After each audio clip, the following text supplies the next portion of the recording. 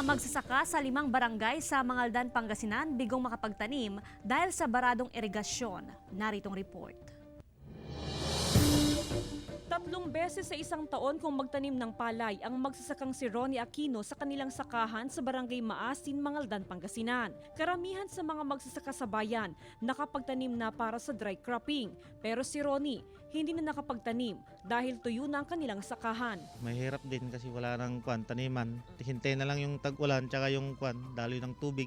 Sa datos ng Municipal Agriculture Office, 5 barangay ang hindi nakapagtanim ng palay. Kabilang dito ang mga barangay ng Salay, Maasin, Talugtog, Lanas at bahagi ng David. Sa dami ng parang nakaharang na hindi masyadong makaabot yung at saka i-repair yata yung mga kanal para maganda ang daloy ng Kung tutuusin, wala pa tayo sa dry season pero karamihan sa mga sakahan sa ilang barangay dito sa Mangaldan, Pangasinan ay nagkabitak-bitak na. Ito'y dahil sa hindi na inaabot ng patubig mula sa irigasyon.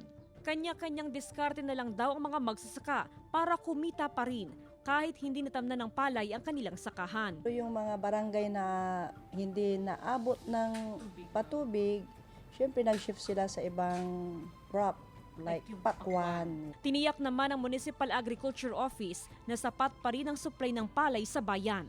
Kasama si Jing Dakanay, ako si Jasmine Gabriel Galban, naghahatid ng Balitang Amyanan.